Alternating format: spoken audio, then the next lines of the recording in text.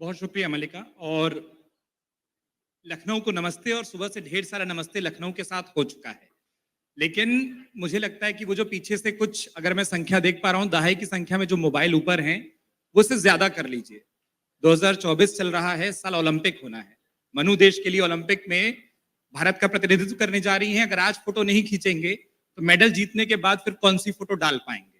इसलिए खूब फोटो खींच लीजिए। अग्रिम शुभकामनाओं के साथ संवाद के मंच पर बहुत बहुत स्वागत मनु। और जैसा मैंने कहा कि ये वो साल है जो कि उम्मीदों का साल है। 2024 में ओलंपिक होना है। एक ओलंपिक आप खेल कर आ चुकी हैं, उस माहौल को आपने जी लिया है कि वो माहौल कैसा होता है। लेकिन ये बहुत जरूरी है जानना कि हम लोग कितनी उम्मीदें रखें और आपकी तैयारी कितनी है। मतलब हम तो पूरी उम्मीदें रख ही रहे हैं, और इसलिए मैंने कहा ना कि वो फोटो खींचने लग गई है कि हम लोग वो सारी चीजें तैयार करें। लेकिन आपकी तैयारी किस स्टेज पर है, और खास तौर पर जो ढेर सारे बदलाव आए आप लोगों की तैयारियों में, खिलाड़ी के तौर पर कितनी तैयार हैं ओलंपिक के लिए इस साल, और उस पूरी प्रिपरेशन की अगर कोई इनसाइड स्टोरी, कोई ऐसी चीज जो आप शेयर कर सके, वो बहुत खास होगा। जी, बहुत बहुत शुक्रिया सबको, and Amar Ujala specially for having me here. And Olympics की जहाँ बात आती है, आई थिंक पूरा देश ही इकट्ठा हो जाता है। और पिछला ओलंपिक्स टोक्यो 2020 मेरा फर्स्ट ओलंपिक्स था, और मैंने उस तरीके का प्रेशर कभी भी लाइफ में फेस नहीं किया था, क्योंकि इतना ओवरवेलमिंग हो जाता है कि पूरा कंट्री आपको देख रहा होगा, पूरे देश के लोग आप पे आस लगाए बैठे होंगे। तो आई थिंक मैं बहुत ज़्यादा नर्वस थी, और उसी चीज़ को टैकल करने के लिए मैं इस बारी बहुत सारी चीज़ें कर रही हूँ, जैसे मेंटल ट्रेनिंग, योगा में फोकस पे ध्यान पे काम करना, और बहुत सारी चीज़ों को मैं कोशिश कर रही हूँ जो पिछली बारी इश्यूज हुए हैं वो इस बारी ना हो। तो आई थिंक मेरे दिमाग में हमेशा अभी पेरिस 2024 ही चल रहा है। जब से टोक्यो 2020 ख़त्म हुआ है, तब से ही मेरी नज़र पेरिस पे है।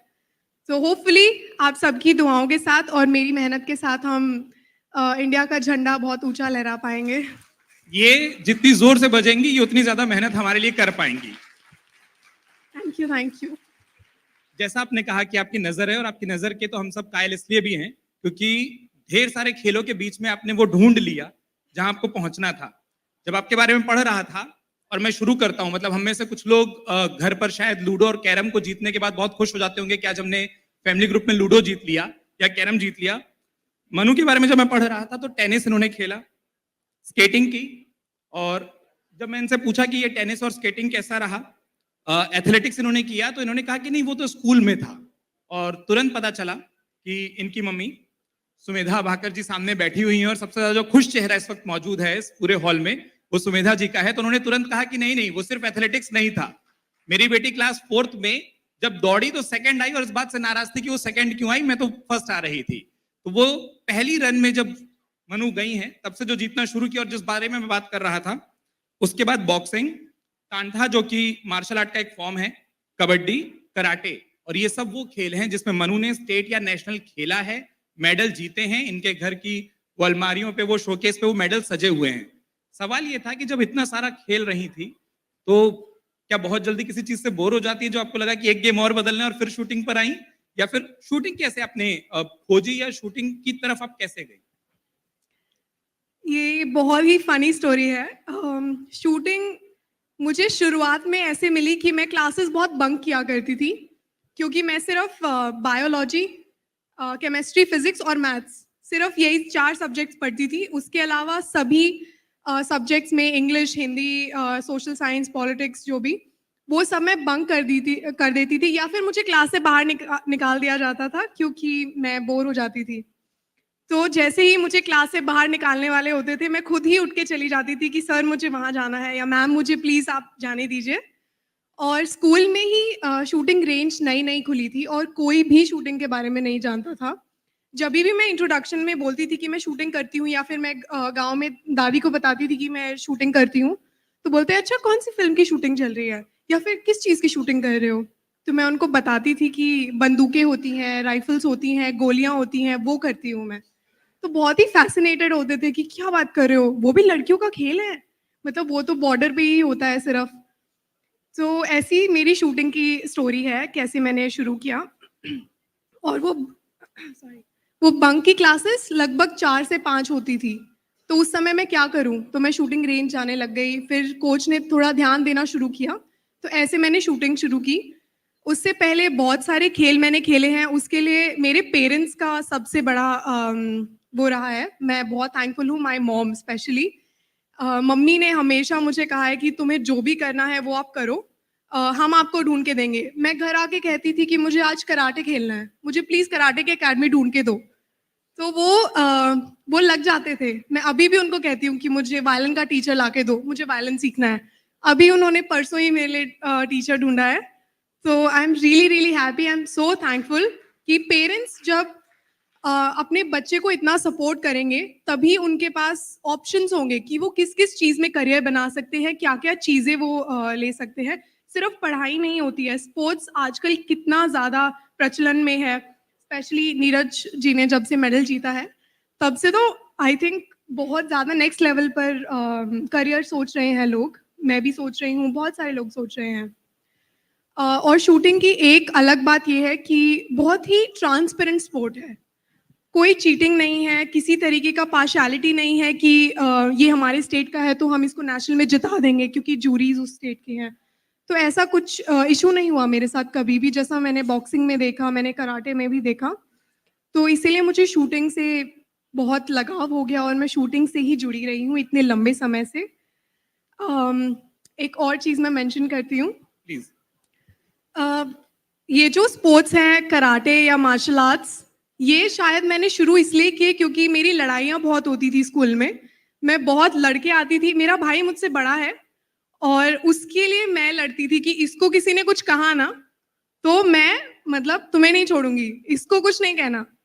और मेरी लड़ाइयाँ बहुत होती थी, इसी वजह से मुझे टारगेट रखा जाता था, प्रिंसिपल ऑफिस में बुलाया जाता था कि तुम कितना लड़ती हो, इस एनर्जी को कहीं चैनलाइज करो।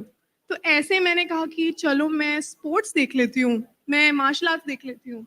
This is how it all started. Manu के जवाब में 4 चीजें हैं। सबसे पहली चीज के लिए खूब ताली बजनी चाहिए, वो ये कि जिस तरीके से माँ ने सपोर्ट किया, जिन्होंने कहा कि चाहे वो वॉलिन खोजने की बात हो, चाहे वो टीचर खोजने की बात हो, चाहे वो एकेडमी खोजने की बात हो। तो बहुत शुक्रिया कि आपने इतनी चीजें खोजी और फिर हम ढेर सारे मेडल खोज पाए इस देश के लिए। दूसरी 2 चीजें हैं, आप सभी अपने बच्चों को क्लास बंक मारने पर डांटिएगा मत, क्योंकि बंक मारने के बाद कोई गोल्ड भी ला सकता है। और एक और चीज, अगर बच्चे लड़ें तो डांटिए मत, लड़ाई के बाद उस ऊर्जा को चैनलाइज करने को कहिए, क्योंकि अगर वो सही जगह लड़ा जाएगा तो भी मेडल ला सकता है। और चौथी चीज ये कि बोर होना भी अच्छी बात है, क्योंकि बोर होकर आप स्पोर्ट्स बदलते हैं और फिर आप एक ऐसे स्पोर्ट्स पे पहुंच जाते हैं जहां हम सब उम्मीद एक और सोने की कर लेते हैं। वैसे 50 से ज्यादा सोना तो आप देश के लिए इंटरनेशनल इवेंट में जीत चुकी हैं। 50+ मेडल आपके इंटरनेशनल हैं, 70+ मेडल्स आपके नेशनल स्पोर्ट्स पे या नेशनल कॉम्पिटिशन्स में हैं। और 16 साल की उम्र में, मतलब ISSF वर्ल्ड कप में आपने जीता और भारत की सबसे यंगेस्ट वुमेन बनी जिन्होंने गोल्ड जीता था उस चैंपियनशिप में। तो खूब खूब बधाई। और इसी क्रम में एक और सवाल जिस पर मैं आना चाह रहा था, अक्सर ये होता है, मतलब हम सबके शायद जिंदगी में होता है या करियर में होता है कि मान लीजिए मैंने कोई चीज शुरू की और मुझे उसमें कामयाबी मिल गई तो मैं उसको बेहतर करता हूं, मैं उसको और मजबूत करता हूं। आपको बॉक्सिंग में मेडल मिले, आपको तानथा में मेडल मिले, आपको कबड्डी में मेडल मिले, आपको कराटे में मेडल मिले, तो जब सफलता मिल रही थी तब भी क्यों छोड़ दिया? आई थिंक हम सब लोग इसमें विश्वास रखते हैं, डेस्टिनी जो वर्ड होता है, चाहे लव लाइफ का हो, चाहे करियर का हो, चाहे किसी भी फील्ड में हो, हमें सबको ये होता है कि मेरी डेस्टिनी में वो है या फिर मेरी डेस्टिनी में ये चीज़ करनी लिखी हुई है। तो मैं मानती हूँ कि मेरी भी डेस्टिनी थी और मैं शुक्रगुजार हूँ कि मैं बोर हो जाती थी। जैसे बॉक्सिंग का हर रोज का रूटीन सेम रहता था, हमारा कोच बहुत स्ट्रिक्ट, वो बहुत स्ट्रिक्ट थे और हमें लिटरली हमें डंडे पड़ते थे अगर हम रूटीन से कुछ भी ढीले पड़ जाए, या फिर हमने उतनी स्किपिंग नहीं करी, उतनी रस्सी नहीं कूदी जितनी उन्होंने बोला था, या फिर उतने चक्कर नहीं लगाए। तो वो बहुत रोज रोज आप करके बोर हो जाते हो। और बच्चों की टेंडेंसी होती है कि अगर एक ही चीज आप उसको रोज खिलाओगे तो वो नेक्स्ट डे नहीं खाएगा। अगर उसको एक ही चीज रोज करवाओगे 1 साल 2 साल तक तो उसका मन भरने लगेगा कि नहीं मुझे कुछ नया दो, प्लीज मुझे कुछ नया करके दो या मुझे कुछ और चीज करनी है। तो वैसे ही मैंने बॉक्सिंग छोड़ के फिर मार्शल आर्ट्स शुरू किया।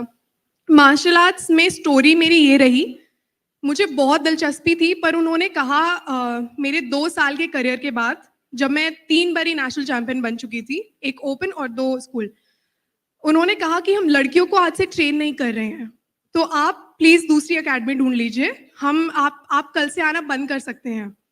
तो मैंने सर को बहुत रिक्वेस्ट किया कि सर मुझे बहुत इंटरेस्ट है, आप प्लीज़ मुझे खेलने दीजिए, मैं किसी को कुछ हानि थोड़ी पहुँचा रही हूँ, मैं किसी को कुछ कह भी नहीं रही हूँ। उन्होंने कहा नहीं, नहीं हम लड़कियों को नहीं खिलाएँगे, हम सिर्फ़ लड़कों का अकेडमी रखेंगे। तो वहाँ मुझे बहुत बुरा लगा और मैं उसके बाद कभी भी ना उन सर से कभी बात हुई मेरी और ना मैं उस अकेडमी में कभी गई। फिर मैंने मम्मी को कहा कि प्लीज़ मुझे कराटे की अकेडमी को लाकर दो, मुझे वो करना है। तो उन्होंने 2-3 दिन में ही उन्होंने कर दिया। तो ऐसे शुरू हुआ। फिर कराटे करते-करते मैंने शूटिंग शुरू किया और शूटिंग में मेरा नेशनल मेडल आ गया उसी साल। फिर मैं इंडियन टीम में आ गई तो कराटे धीरे-धीरे छूट गया। शूटिंग के जिस मेडल की आप बात कर रही हैं, 2017 का मतलब एक कंपटीशन है। 2017 के कंपटीशन में आपने हिना सिद्धू को हराया था। हिना सिद्धू वर्ल्ड नंबर 1 रह चुकी और उसके बाद शूटिंग एरिना में और उसके साथ साथ भारतीय खेलों में जिस तेजी से आपका नाम ऊपर गया, 50+ मेडल थोड़ी देर पहले मैंने बोला। मैं ये जानना चाह रहा था कि कौन सा ऐसा मेडल है जो अभी भी अपनी पूरी जर्नी को लुक बैक करती हैं, पीछे पलट कर देखती हैं, आपको लगता है ये सबसे खास है? मतलब थोड़ी देर पहले हम स्टेज पर आने से पहले बात कर रहे थे तो उनकी मम्मी ने बताया था कि स्पोर्ट्स भूल जाइए, रीडिंग कंपटीशन में भी जीत कर आई थी क्लास 4th में शायद, और वो भी मेडल अभी तक संभाल कर रखा गया है। लेकिन आप जब पलट कर देखती हैं, कौन सा ऐसा मेडल है जो आपके लिए सबसे खास है? क्या इवेंट था और क्यों वो इतना खास है? मेरे लिए सबसे खास कॉमनवेल्थ गेम्स रहा है 2018 का, क्योंकि मैं सिर्फ 16 साल की थी और मुझे वैल्यू नहीं पता थी कि कितना इम्पोर्टेंट होता है। और जैसे ही मैंने वहाँ गोल्ड जीता था और कॉमनवेल्थ गेम्स रिकॉर्ड के साथ, और उस समय मुझे इतने सारे कॉल्स आए, इतने सारे लोगों ने मुझे विश किया, इतने सारे लोगों ने मुझे आके खुद बुके दिया कि आपने कितना अच्छा किया, आप सिर्फ 16 साल के हो, बहुत अच्छा परफॉर्मेंस था। तो उस समय मुझे रियलाइज़ हुआ कि स्पोर्ट्स को कितना सेलिब्रेट किया जाता है, स्पोर्ट्स कितना ज़्यादा सेलिब्रेटेड है, मतलब बेसिकली इंडिया में स्पेशली, क्योंकि कोई भी एथनिसिटी हो, कोई भी रिलीजन हो, कोई भी कल्चर के लोग हों, जहाँ पे स्पोर्ट्स आ जाता है, जहाँ क्रिकेट का मैच आ जाएगा, वहाँ सब इकट्ठे होके किसी रेस्टोरेंट में या फिर किसी भी जगह पे सब इकट्ठे होके चीयर करेंगे, टीम इंडिया। बिकॉज़ सिर्फ टीम इंडिया मैटर करता है जब भी कोई स्पोर्ट्स लीग होती है या फिर कोई भी स्पोर्टिंग इवेंट होता है। तो मेरे लिए कॉमनवेल्थ गेम्स सबसे ज़्यादा वो रियलाइज़ेशन का मोमेंट था कि चलो sports is a big thing, मतलब मुझे ये करना चाहिए, आई रियली लव इट। मुझे इसी से थ्रिल्स मिलती हैं, लोग मुझे देख रहे हैं, लोग मुझे प्यार कर रहे हैं, मुझे और क्या चाहिए? बहुत आसान लग रहा है बगल में बैठकर सुनना कि अच्छा ठीक है, बोर होंगे तो दूसरा गेम खेल लेंगे, गेम खेलेंगे तो जीत जाएंगे तो थ्रिल आ जाएगा। इतना आसान होता नहीं है। और मुझे बताया गया कि लखनऊ और आसपास के कई, उत्तर प्रदेश के कई बडिंग शूटर्स अलग अलग एकेडमी के, वो भी आपको सुनने के लिए यहाँ बैठे हुए हैं। अब उस बात पर आते हैं कि जब आप एज अ प्लेयर तैयारी करते हैं, किन चीजों पर बहुत ध्यान देना पड़ता है? वही वाली बात की, सुनकर शायद लग रहा होगा ये बहुत आसान जर्नी होती है, लेकिन नहीं होती। वो जो ना दिखने वाला स्ट्रगल होता है वो क्या होता है?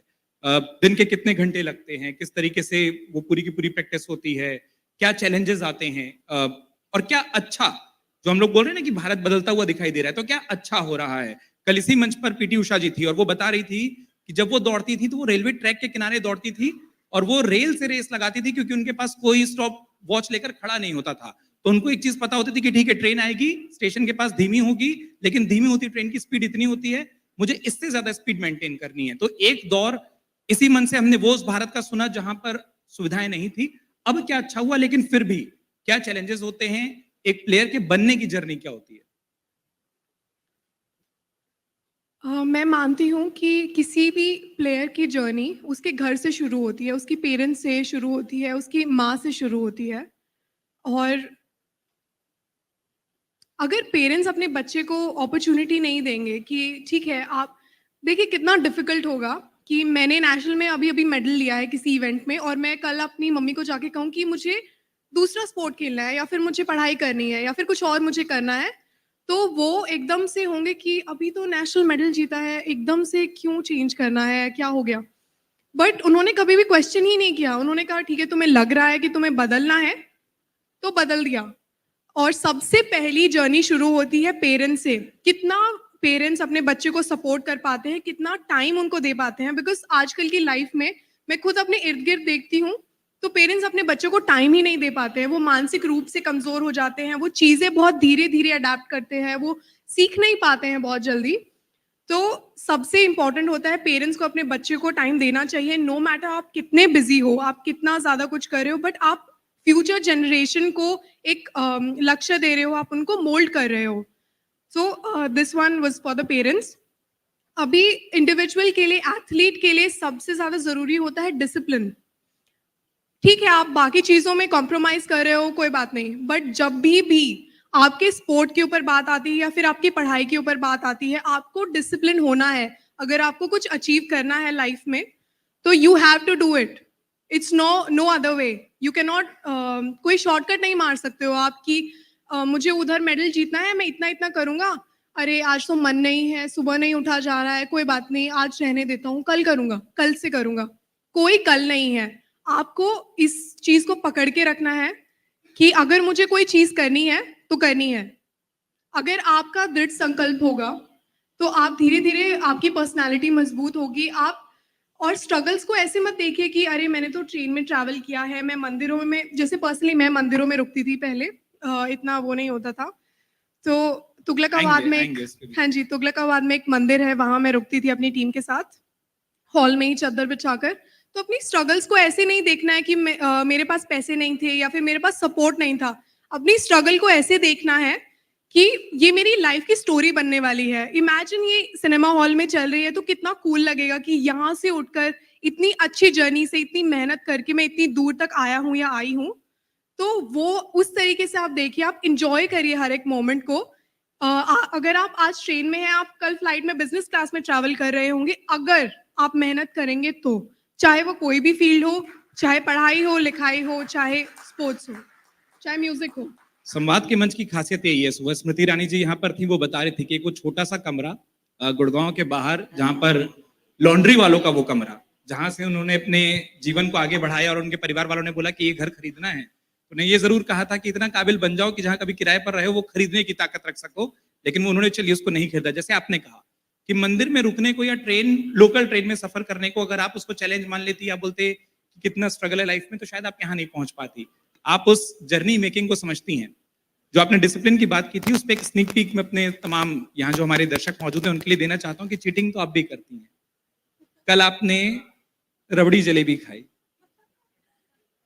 कितने दिनों बाद, कितना टेम्पटेशन होता है जो रोकना पड़ता है। और ये जो चेहरे के एक्सप्रेशन थे, इसी के लिए सवाल पूछना ज्यादा जरूरी था कि हम सबके लिए कितना आसान है ना कि अभी दोपहर को बाहर खाना लगा होगा तो पूरा खाना खाने के बाद मीठे के काउंटर की तरफ स्वाभाविक रूप से चले जाना, यहाँ कितना मुश्किल होता है? सी ऑनेस्टली मैंने बहुत लंबे टाइम से नहीं खाया था जलेबी और रबड़ी। आई थिंक हर एक इंडियन व्यक्ति के दिल में बसती है। और मैंने आखिरी बारी 2021 में शायद जब हमारा कैंप लगा था, उस टाइम पे मैंने खाया था, बहुत ज्यादा लंबे टाइम के बाद। तो आई थिंक इतना थोड़ा बहुत तो चलना चाहिए। बिल्कुल बनता है। मतलब हम तो वापस कहेंगे कि आप मेडल जीतेगा, आपका डिसिप्लिन अलाउ करेगा कि हम लोग दोबारा रबड़ी जलेबी खा सके आपकी खुशियों में शरीक होकर। और हाँ, जीतने के बाद तो आपके साथ भी वो खाई जा सकेगी। आप ही के सवाल के जवाब में जो आपने कहा था कि जर्नी किसी की भी स्टार्ट होती है परिवार से, जैसा मैंने शुरू में भी कहा कि आपकी माँ सामने बैठी हैं। एक और चीज मैं आप सबके लिए बता दूं कि शुरू में आप समझाती थी मनु को कि अच्छे से खेलना, थोड़ी बहुत डांट भी पड़ती थी कि समय पर सो जाना, समय पर पहुंच जाना, समय पर उठ जाना, वो डिसिप्लिन होता था। अब मनु ये वाला रोल थोड़ा सा प्ले करती है। डांट तो कोई भी नहीं पाता, लेकिन समझाने का कि मेरा गेम है, मैं खेल लूंगी, आप टेंशन मत लीजिए। अब ये पता चला है कि मम्मी को ज्यादा टेंशन होती है आपके खेल के दौरान, वो ज्यादा पैशनेट हो जाती हैं, वो ज्यादा जुड़ जाती हैं। ये रिश्ता कैसा चलता है, वो रिवर्स रोल प्ले कैसे आया? क्योंकि मैं भी जब आपसे बात कर रहा था तो वो कौन सी क्लास में कौन सा मेडल जीता, अरे आपको याद नहीं है, मैं बता रही हूँ, अरे उसने नहीं देखा है। तो जब आप इवेंट में होती है, मुझे लगता है आप तो फिर भी फोकस कर रही होती होंगी कि ठीक है वो 10+ का डॉट है, मुझे वहां पर एम करना है, वहां नाखून और दांत और वो हाथ और वो पैर वो ज्यादा हिलते होंगे। तो वो जरा बताइए कि वो होता क्या है? मुझे शुरू से ही डांट पड़ती आई है, मुझे अभी भी डांट पड़ती है, आज सुबह भी पड़ी। कि कितना लेट उठ रहे हो या फिर अभी ब्रेकफास्ट में ऐसे अनहेल्दी नहीं खाना है। मुझे सबसे ज़्यादा डांट पड़ती है टाइम से ना सोने पर। वो ऑलमोस्ट रोज का ही है कि टाइम से नहीं सो रहे हो या फिर फोन यूज कर रहे हो। मैं 10 मिनट भी ऊपर हो जाऊं ना, आई थिंक पूरा लेक्चर वेट होता है मेरा कि अभी अभी लेक्चर आएगा, उधर से मैं फटाफट फोन रख देती हूँ। तो आई थिंक ये इतना स्ट्रिक्ट पेरेंट्स को हमेशा होना चाहिए। तभी मुझे मुझे बहुत डांट पड़ी है बचपन से, बहुत।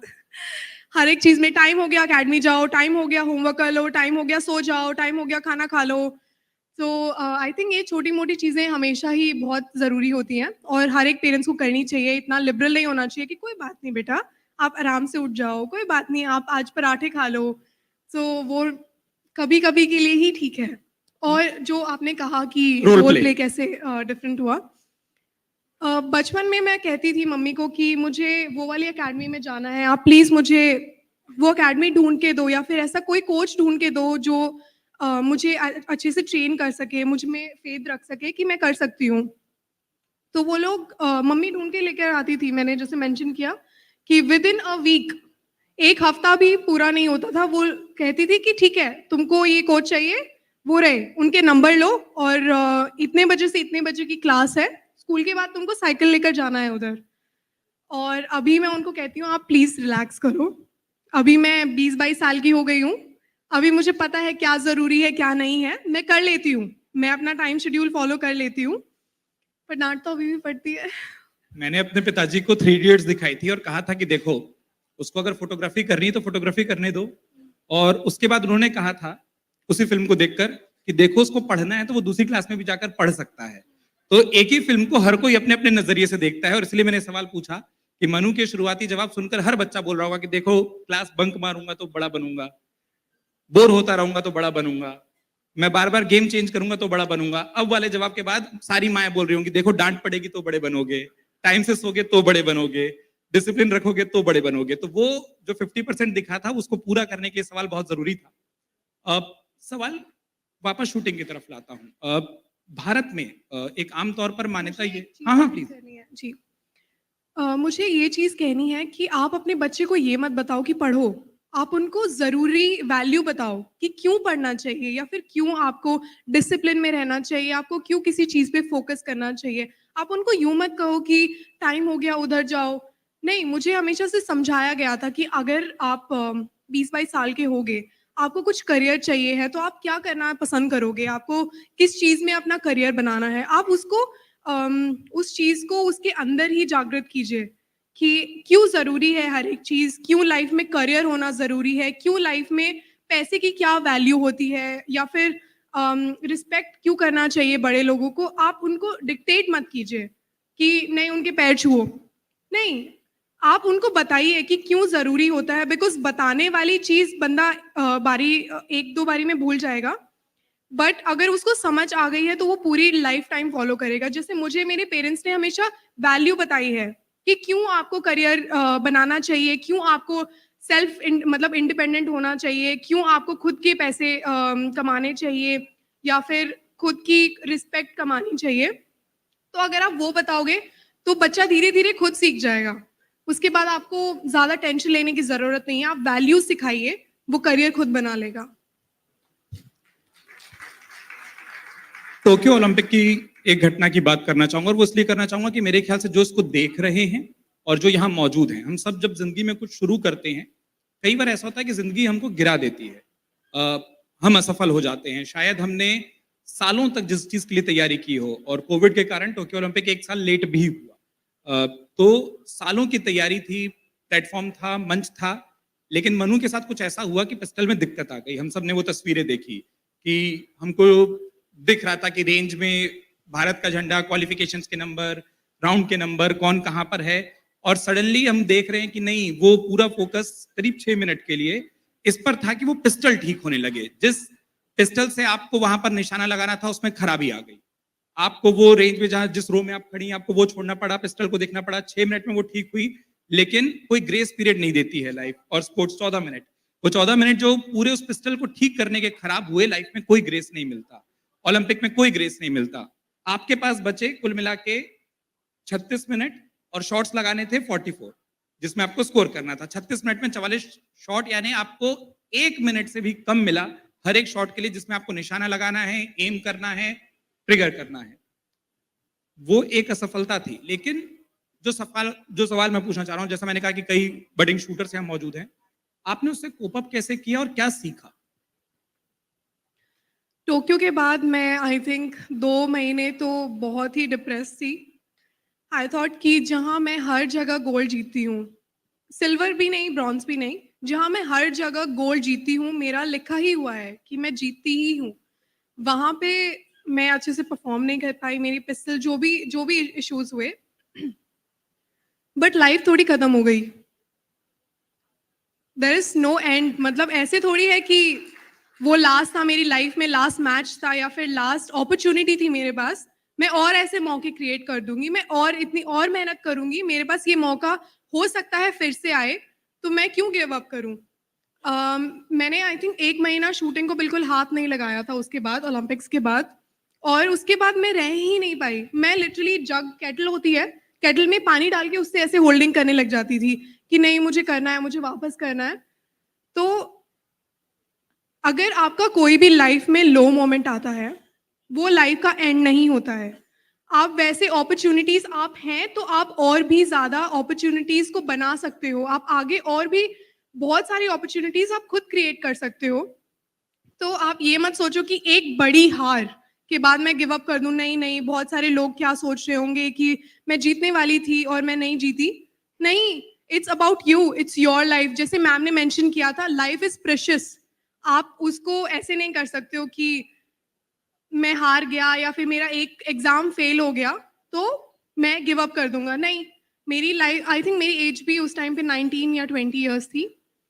तो मैं बहुत रोती थी उसके बारे में कि मेरी मेरी इतनी बड़ी अपॉर्चुनिटी निकल गई हाथ से। मैं आराम से जीत सकती थी और क्या से क्या ही हो गया। आई थिंक उस फेज ने मुझे बहुत सिखाया है कि कैसे हारने के बाद भी आप स्माइल करो, कोई बात नहीं। सबसे ज्यादा जरूरी चीज होती है लाइफ में आपकी खुद की खुशी, उससे बढ़कर कुछ भी नहीं है। आप अगर खुद से खुश हो तो आप वैसी ही सक्सेस दोबारा रिपीट कर सकते हो और भी ज्यादा अपॉर्चुनिटीज क्रिएट कर सकते हो जीतने के लिए। तो आप छोटी मोटी चीजों से नाराज मत हो, छोटी मोटी चीजों से या बड़ी चीजों से भी परेशान मत हो कि मेरा एंड ऑफ करियर हो गया। नहीं, there is more to it, there is more to life. You must be happy, life is precious, do not give up, continue करो। और भाई, this is not the end. हमको जब भी मौका मिलता है कि कोई भी, हाँ ये जोर से कर लीजिए, ये बहुत जरूरी होता है। हमको जब भी मौका मिलता है कि किसी भी ऐसी पर्सनैलिटी से जो खास तौर पर खेल के क्षेत्र में है और उनसे बात करें, ये वाले सवाल इसलिए भी पूछे जाते हैं क्योंकि जब हमने सोशल मीडिया पर बताया कि मनु आ रही हैं और मैंने ये जिक्र आपसे किया भी था, तो कुछ सवाल इस तरीके के थे कि हार को कैसे कोई एकोमोडेट करता है, हार से कैसे स्पोर्ट्समैन सीखते हैं। क्योंकि हमारी जिंदगी में तो शायद बड़े दांव सालों में एक बार आते हैं कि हमने कई सालों की मेहनत की, कुछ गिर गया, हम वो एक झटका नहीं सह पाते। और आप लोग, वो जो आपने कहा कि वो 1 महीने तक रोना भी आया, पिस्टल को नहीं भी छुआ, लेकिन 1 महीने के बाद वो तलब वापस मचने लग गई। आप जोड़ना चाह रही हैं? मैंने, आप ना ऐसी बुक्स पढ़ी है जो जैसे बायोग्राफी बुक्स है, मैं अभी हुसैन बोल्ट की पढ़ रही हूँ, और उनमें मैंने देखा है जितना वो हार कर इंस्पायर होते हैं उतना वो जीत से नहीं होते हैं। जीतने के बाद यूँ लगता है हाँ ठीक है, मैं जाऊंगा, मैं खेलूंगा, मैं दौड़ूंगा, मैं जीत जाऊंगा, भगवान के ऊपर है। अच्छा दिन हुआ तो मैं जीत जाऊंगा, अच्छा दिन नहीं हुआ तो कोई बात नहीं। बट वो जैसे ही हारते हैं, उनको जितना इंस्पिरेशन और मोटिवेशन वहां से मिलता है कि मैं ऐसे कैसे हार गया, मुझे अगली बार उस बंदे से जीतना है। हारने का मोटिवेशन बहुत ज्यादा स्ट्रांग होता है एज यू कंपेयर टू जीतने का मोटिवेशन। तो अगर आप हार रहे हो ना, तो remember Usain Bolt, he is the world champion, Olympic champion, never कभी भी उनको हराया नहीं गया। तो I think he is a legend, everyone knows of him, Usain Bolt, who doesn't know. आपने अपने जवाब में एक बात कही थी पिछले कि वही कि ओलंपिक में हार के बाद आपको लगा कि ऐसा कैसे हो गया, क्योंकि जहां भी जाती हूँ वहां तो सोना जीत ही लेती हूँ। उसकी एक छोटी सी कहानी, बेहतर होगा कि आप बताएं। पहला मेडल 25 मीटर में आपकी पिस्टल नहीं थी, वो आपकी अपनी पिस्टल नहीं थी वो। हम लोग सब कितने बहाने दे देते हैं ना कि मेरी अपनी पिस्टल नहीं थी, उस पे हाथ नहीं जमा था, मुझे समय नहीं मिला था। मनु ने जो अपना पहला गोल्ड जीता 25 मीटर में, वो उस पिस्टल से जीता जो उनकी खुद की नहीं थी। तो पिस्टल किसकी थी, क्या कहानी थी, अगर थोड़ा सा वो आप बता पाए। शुरू में जब आपके पास लाइसेंस नहीं होता है या फिर उतना फाइनेंशियली आप स्टेबल नहीं होते हो, तो बहुत सारे शूटर्स करते हैं, बहुत सारे लोग भी करते हैं कि आप रेंट पे ले लेते हो कि प्लीज़ आप मुझे इतने टाइम के लिए दे दो, मैं आपको इस तरीके से रीपे कर दूंगा या कर दूंगी, या फिर इतने पैसे ले लेना। और वैसे ही मैंने अपना पहला नेशनल खेला था रेंट पे पिस्टल लेकर। विनीत सर की पिस्टल थी, और वो अभी भी शूटिंग करते हैं। तो मैंने ऐसे पिस्टल ली थी और मैंने नेशनल खेला था। मुझे बकायदा ग्रिप तो बहुत दूर की बात है, मुझे पता भी नहीं था कि ट्रिगर कितना डिफरेंस होता है, 10 मीटर 25 मीटर में कितना फ़र्क होता है। और वैसे ही मैंने वहाँ से शुरू किया था, और धीरे धीरे जब तक अपनी खुद की पिस्टल नहीं आई तब तक मैं स्ट्रगल करती रही कि अच्छा इस ये ग्रिप है, थोड़ी बड़ी है, कोई बात नहीं, मैं जैसे तैसे करके चला लूँगी। सी आपके अंदर एक भूख होनी चाहिए, आपके अंदर एक जोश होना चाहिए कि कोई भी परिस्थिति आए, मुझे ऐसा करना है, मुझे ये चीज़ें करनी है। और अगर आप उस चीज़ को मेंटेन कर सकते हैं तो चाहे कोई भी परिस्थिति हो। उस चीज को हम लोग ऐसे भी बोलते हैं कि हमेशा सबसे बेहतर संसाधन जरूरी नहीं होते, बिल्कुल। उन संसाधनों के साथ सबसे बेहतर तरीके से उनका प्रयोग करना बहुत जरूरी होता है। वो आपने करके दिखाया, समय का इशारा है, लेकिन फिर भी जैसा मैंने कहा था कि कुछ बडिंग शूटर्स हमारे बीच में मौजूद हैं। हम एक दो सवाल उनके ले सकते हैं। मनु यहाँ मौजूद है, इस तरीके के इंटरेक्शन का आपको मौका मिले तो अगर कोई अपना सवाल लेना चाह रहा हो तो जरूर इशारा करिएगा, हम वो सवाल लेंगे। मैम की तरफ अगर माइक पहुंचे।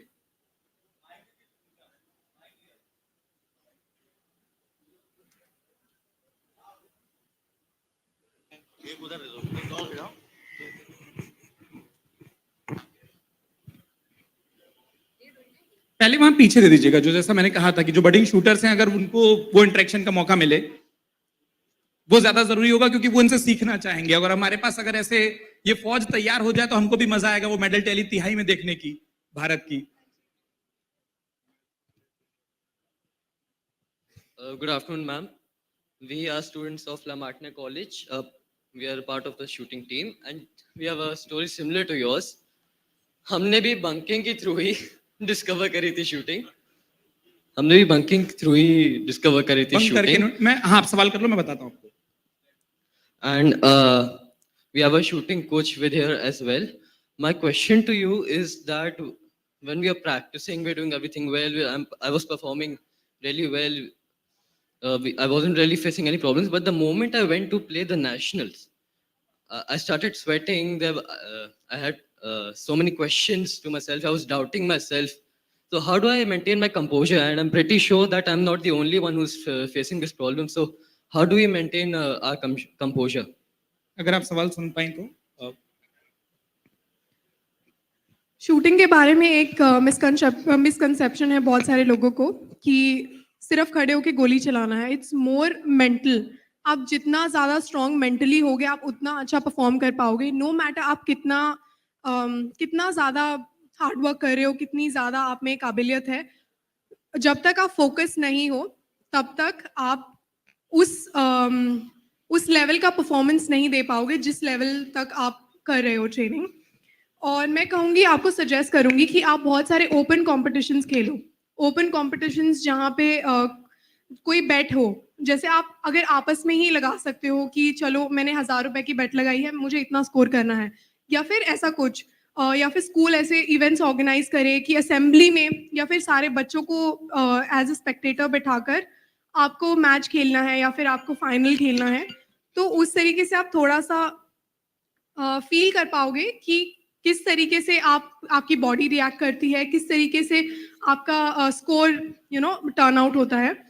और एक और चीज़ है, आप ध्यान मुद्रास को प्रैक्टिस करना शुरू करो। आप ध्यान पे फोकस करना शुरू करो कि आप मैक्सिमम टाइम तक आप कैसे फोकस्ड रह सकते हो, उसकी प्रैक्टिस करो। और एक और चीज़ होती है कि आप ट्रेनिंग वैसे मत करो कि जैसे ट्रेनिंग है, आप वैसे ट्रेनिंग करो कि जैसे मैच है।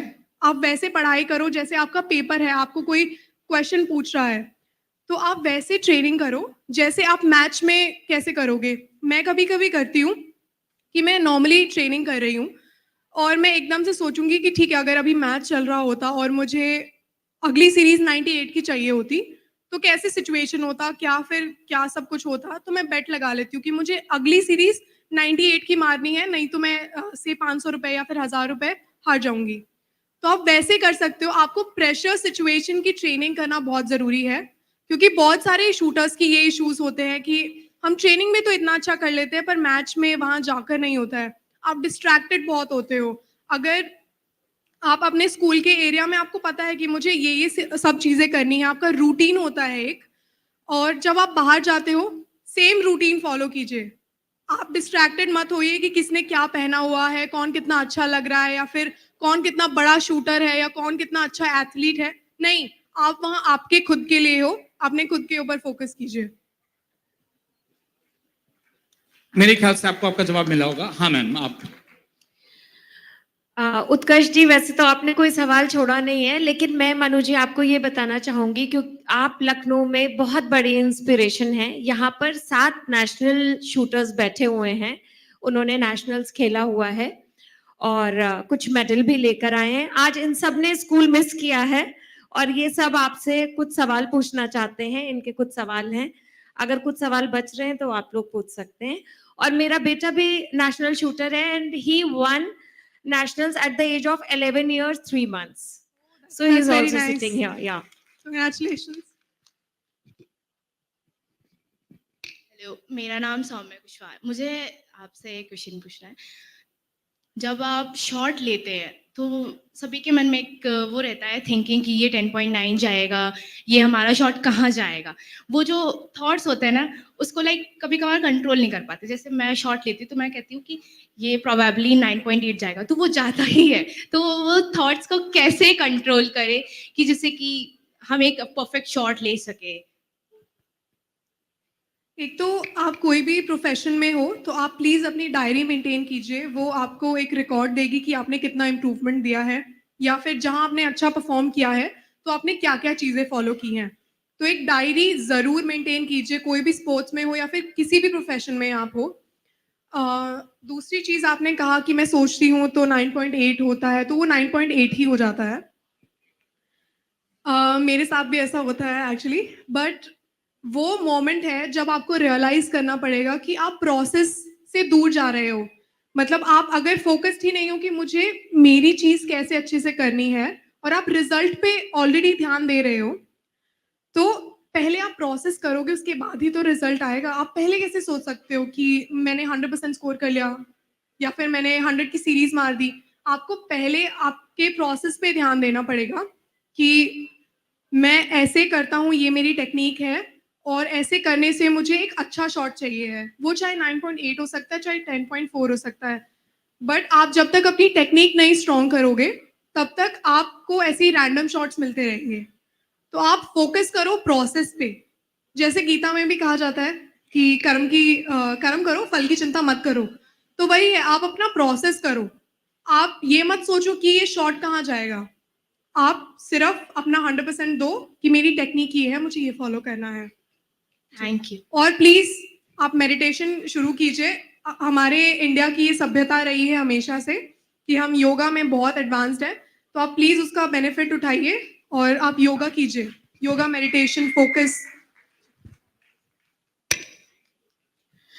Good afternoon, ma'am. My name is Adamiraj Singh. My question to you is that when I take a shot, then there is a stress in my mind that it will go 8 or 10. So that's why my lack of confidence, my performance is not so better. So can you advise me for some motivation or how to achieve our goal? I think आपने अभी वही सवाल का जवाब दिया। Same बात है कि बट ठीक है, देखो, आपको सबसे पहले अपने कॉन्फिडेंस पे काम करना चाहिए। आप बहुत यंग हो और आपके पेरेंट्स इसमें आपकी हेल्प कर सकते हैं। कॉन्फिडेंस जहाँ नहीं होता है वहाँ बहुत डिसएडवांटेज होता है, और ज़रूरी नहीं है कि आप कॉन्फिडेंट हर समय फील करो। आप वैसा पोर्ट्रे कर सकते हो। जैसे कहते हैं ना कि आप जो बनना चाहते हो आप उसका इमिटेट करो, आप वैसे हो कि मैं कॉन्फिडेंट बनना चाहता हूँ तो मुझे आज से शुरू करना चाहिए अपने आप को कॉन्फिडेंट प्रेजेंट करने का, चाहे अंदर से आप फिर भी डरे हुए हो। मैं हमेशा नेशनल्स में अगर आपने मुझे देखा होगा मैं बहुत कॉन्फिडेंट लगती हूँ, बट मेरी बहुत बारी फटी होती है। मैं बहुत बारी सोचती हूँ पता नहीं यार ये मैच कैसा होगा, इतने सारे लोग देख रहे हैं, और मैं जैसे ही अरीना में घुसती हूँ सब लोग कहते हैं मनु भाकर, मनु भाकर। मुझे लिटरली सुनाई देता है अपने कानों में पीछे से कि लोग बोल रहे हैं, बट आपको वैसे ही रहना है जैसा आप हो, आपको कॉन्फिडेंट रहना है, आपके आसपास की एनर्जी वैसे बनती है। अगर आप कॉन्फिडेंट, अगर आप ऐसे रहोगे स्लाउच करोगे कि पता नहीं यार मैच है कैसे होगा, आपके आसपास की एनर्जी वैसी होने लग जाती है। अगर आप खुद कॉन्फिडेंट रहोगे तो आप फिर भी अपने आप को कोप अप कर पाओगे। और दूसरी चीज सेम, कर्म पे ध्यान दो, फल की चिंता मत करो, आप सिर्फ फोकस करो आपका प्रोसेस और सिर्फ आप, बाकी सब भूल जाओ कौन है कौन नहीं है। Thank you ma'am. बहुत ज्यादा मदद मिली होगी मनु इन सवालों के जवाब से, और खासतौर पर जो लोग तैयारी कर रहे हैं उसके लिए, क्योंकि समय का इशारा हो गया है।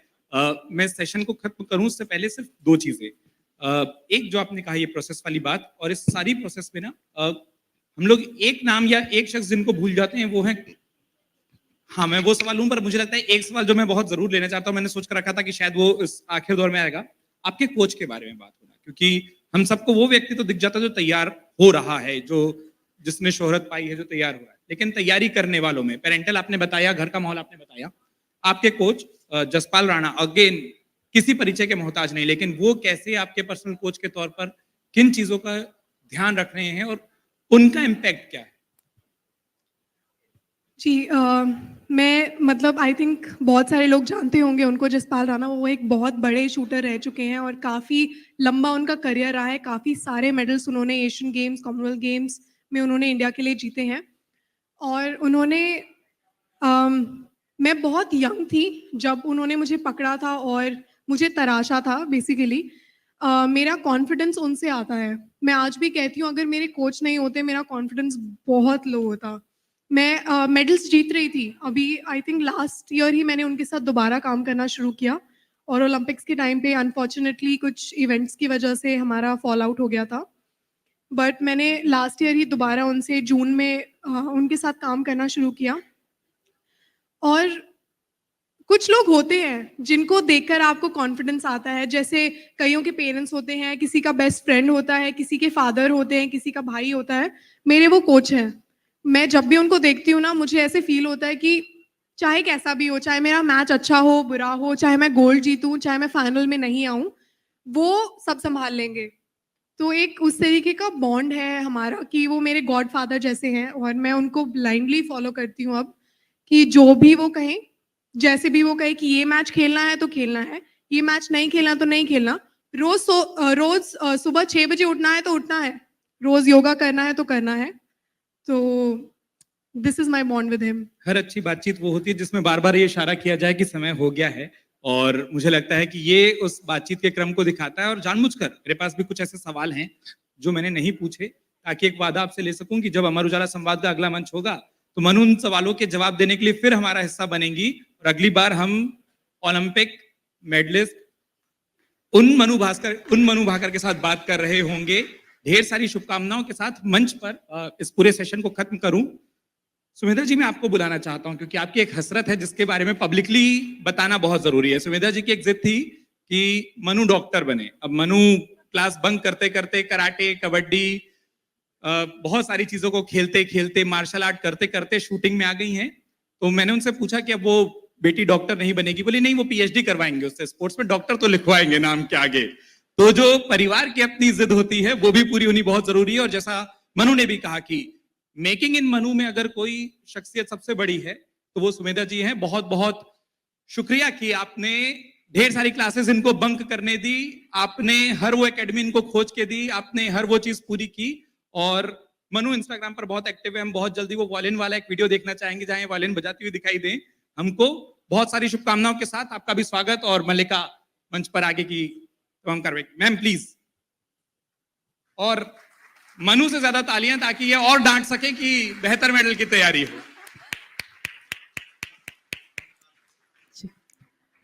और वाकई में आज ये साबित हो गया है कि फील्ड में जीतने से पहले हमें अपने मस्तिष्क में, अपने मन में अपनी एक जीत हासिल करनी होगी। और ऐसे पेरेंट्स के लिए भाई जोरदार तालियां होनी चाहिए जो इतना सपोर्ट करते हैं एक आर्टिस्ट को, एक प्लेयर को, कि वो अपने सपनों को पूरा कर सकें।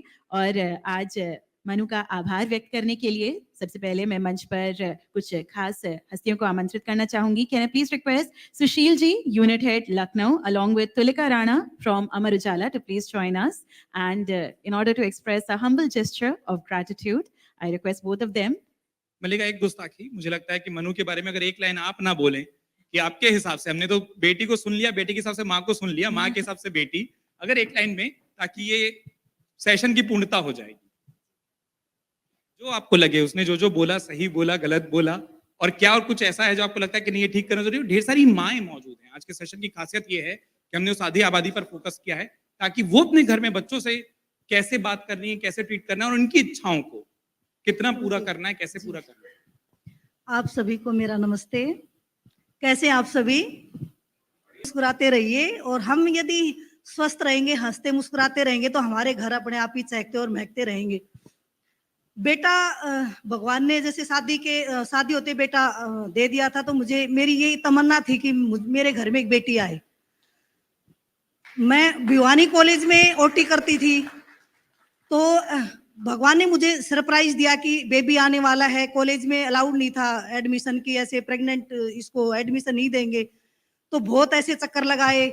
इवन ये आ गई, मुझे पता नहीं था, 2 महीने से बाद में पता चला कि मेरे पेट में बेबी है। तो मैंने भगवान से मैंने ये कहा कि भगवान मुझे बेटी दे दो, क्योंकि मैं अपने बेटे को भी बेटी के कपड़े पहनाती थी, वो छोटा था तब। मुझे बेटी ही चाहिए, मेरे घर में लक्ष्मी चाहिए, क्योंकि घर में बेटी होती है तो वो घर चहकता है। मैं देखती हूँ ये बाहर जाती है, बेटा घर पे रहते हैं, पति घर पे रहते हैं, तो घर में रौनक नहीं होती है। जब दोनों घर में रहते हैं तो हमारे घर में इतनी खुशहाली, इतने हंसते बोलते, हम पूरे दिन हंसते रहते हैं। तो वो चीज मैंने देखा, ये बाहर चली जाती तो मेरे घर की रौनक खत्म हो जाती। इसलिए हर घर में बेटी तो जरूर होना ही चाहिए। और कुछ मेरी बिल्कुल जैसे मैंने बहुत माऊं से ऐसे सुना है कि मेरे घर में मैं बेटी चाहती थी, लेकिन भगवान ने बेटी नहीं दी। तो मैं उनको बोलती हूँ कि आपके घर में बेटी के रूप में बहू आएगी, आप उसको अपने बेटे की जितना ही प्यार दीजिए। तो शुरुआत में बस यही था कि बस भगवान ने 2 बच्चे दिए, इनकी कोई ख्वाहिश है मुझे इनकी मना नहीं करनी है। आज तक शायद जब से पैदा हुई है और अब तक हुई है, शायद आज तक इसने जो मांगा मैंने इसको शायद नहीं दिया हो, ऐसा नहीं हुआ है मेरी लाइफ में। अभी तो एक सरप्राइज भी हम आप लोगों के लिए कर रहे हैं, वो अभी बताऊंगी नहीं, किसी भी वे में नहीं बताऊंगी, क्योंकि आप एक बड़ा ही सरप्राइज हम आपको देंगे ओलंपिक के बाद में। ये इसको जो चाहत होती है इसकी, मुझे ये करना है, इसके लिए वो बड़ी तैयारी इसने कर रखी है ऑलरेडी, उसने तैयार कर लिया। बस वेट है कि ओलंपिक हो जाए, उसके बाद में हम अक्टूबर नवंबर में आप लोगों के सामने वो एक शो रखेंगे और मनु उसको प्रेजेंट करेगी।